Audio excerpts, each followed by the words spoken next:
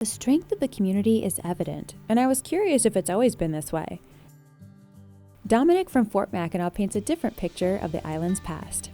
This fort is an authentic Revolutionary War era fort. The British started construction on it in 1779. They were here into the late 1700s, took it back by force in the War of 1812, and it was an American fort through 1895. And 20 years of it, it was a national park, actually. This was America's second national park for a few years.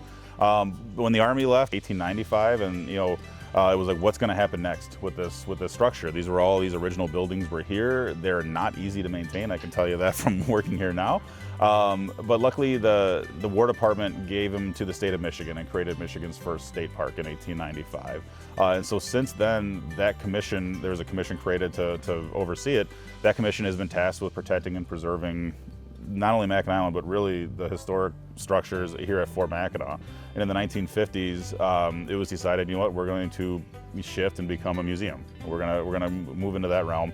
So in 1959, we opened as a museum here at Fort Mackinac, and that's how we now pay to maintain these structures. So every dollar that we earn here at Fort Mackinac admission goes right back into the preservation of this fort and of these buildings. So are there certain locations within the fort that we should pay particular attention to? So I have some of my favorites that I'm happy to go over. So the Post Hospital over here, that's Michigan's oldest hospital building, actually, right here inside Fort Mackinac. Details military medicine, in the 1800s when this fort was active, and it makes me just very excited to live when I do. That I live now and not in the 1800s. I don't know how anybody survived back then. And then this building right here, the Stone Quarters, that's right behind us, that is actually Michigan's oldest building. And I have two small kids, so we have a kids museum in there called the Kids Quarters, and I spend the majority of my time in there with my kids. It's just, you can build a fort, you can shoot a little cannon, you can see how kids kind of played and interacted in the 1800s a little bit.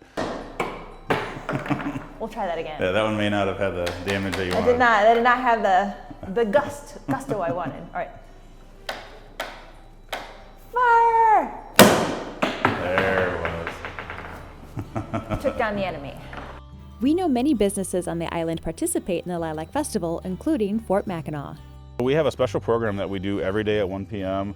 It talks about a different aspect of our history. This allows us to kind of explore a different avenue for us. And so Marquette Park, which is the green space down below Fort Mackinac, where most of the lilacs are today. It's kind of like the centerpiece of the Lilac Festival down there a little bit. That was the pasture for the fort back in the day. It was a garden for the fort. So we have a program that can kind of talk about the history of that space a little bit. So we can take people out into the front of the fort, look over the fort, and kind of talk about the various things that were happening in that park. And then we have a bunch of special programs. We have a walking tour, 2 walking tours that we're doing during the week as well.